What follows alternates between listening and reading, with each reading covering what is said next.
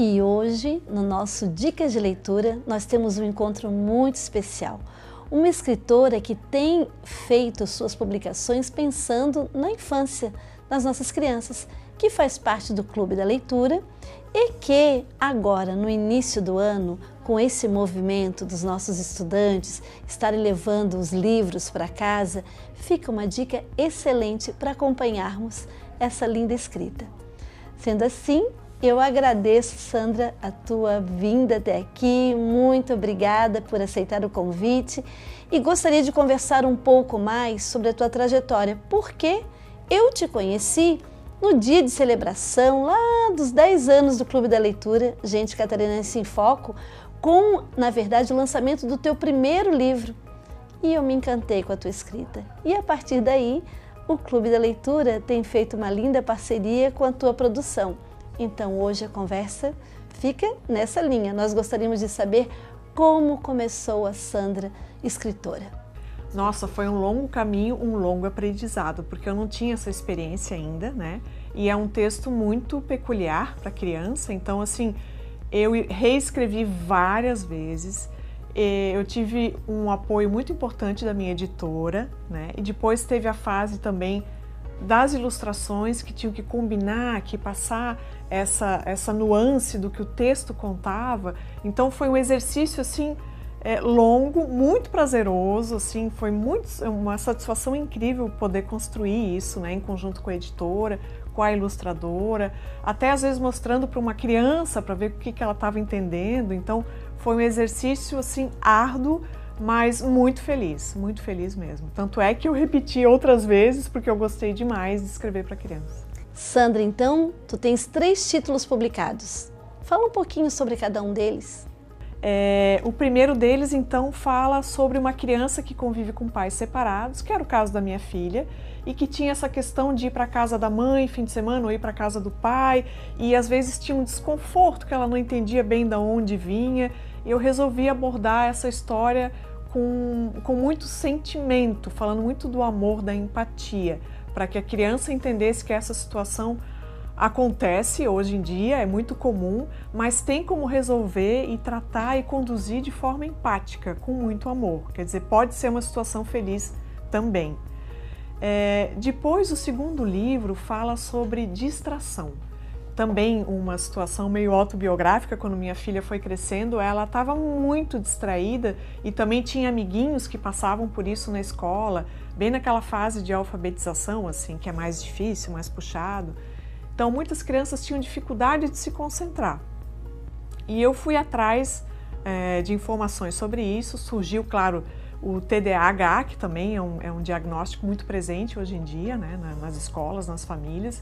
Então, eu criei um livro com um personagem principal que tem essa distração. Não fala se ele tem o diagnóstico ou não, para não rotular, mas que ele conseguiu, com pequenas estratégias no dia a dia, contornar um pouco essa situação, ser mais aceito na sala de aula, socializar de forma mais fácil. Então, assim, desconstruiu um pouco essa dificuldade que a criança que é distraída sempre tem. Então, essa era a intenção do segundo livro. E o terceiro, que foi logo depois que acabou a pandemia, eu vou mostrar, né?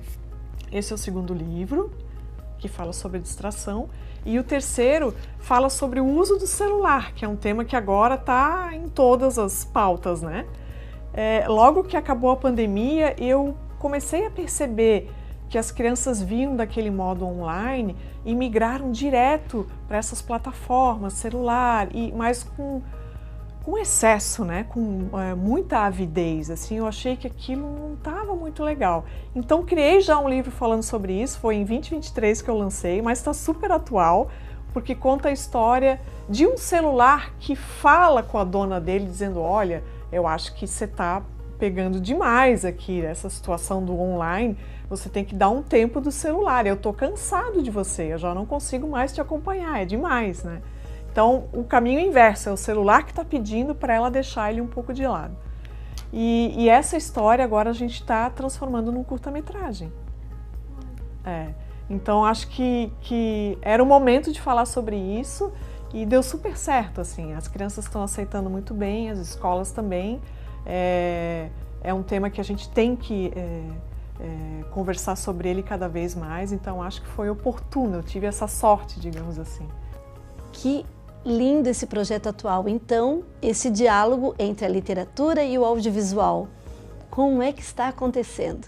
Eu adaptei, aí veio o conhecimento do roteiro para cinema, né? Eu adaptei esse texto para a linguagem audiovisual, então vai ser um curta-metragem de uns 15 minutos e a história vai se passar numa escola aqui de Florianópolis e vai ser bem interessante, mas basicamente a história do livro tá tal e qual a história do livro vai para o audiovisual. Ela vai ser uma adaptação assim bem fiel ao livro. Sandra, e nessa trajetória de escrever para a infância, como tem sido a receptividade das crianças? Gente, eu posso dizer assim que a minha grande satisfação é quando uma criança vem me dizer: olha, aconteceu tal coisa na minha vida por causa da história desse personagem que você criou. Teve uma criança que inclusive adotou o personagem desse meu primeiro livro para fazer uma apresentação para aula de português numa escola. Ela se identificou tanto com esse menino que ela trouxe ele para um trabalho da escola. Fiquei muito emocionada, às vezes eu recebo recadinhos no papel, até de mães dizendo: olha, não sabia como tratar o assunto com meu filho, esse livro ajudou a começar a falar sobre isso, a desconstruir essa história tão pesada, né, que é a separação dos pais. Então isso eu acho assim que é muito gratificante e tem me acompanhado ao longo dos 3 livros assim, e me move a pensar em próximos, né? Essa questão do tema sensível que a gente fala, às vezes difícil de abordar, mas me traz muita satisfação poder falar sobre algo difícil, mas com um bom resultado. Olha só, Sandra, 3 temas sensíveis, tão necessários, né, para a nossa reflexão cotidiana. Eu gostaria que tu deixasse uma mensagem para os nossos ouvintes, para as pessoas que estão em casa, conhecerem um pouco mais sobre a tua obra.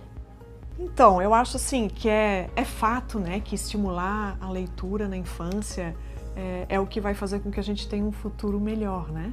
Mas, além disso, eu acho que os pais, os adultos responsáveis têm que pensar muito que se eles forem bons leitores, eles vão passar esse exemplo e vão conseguir estimular muito mais as crianças a se tornarem também leitores, porque elas seguem o exemplo. Então, todos esses temas podem ser lidos em família. É importante que os pais conduzam esse assunto e mostrem para os filhos que eles também leem e que faz bem a eles. Eu acho que esse é o melhor exemplo, essa é a melhor forma de estimular a literatura na infância.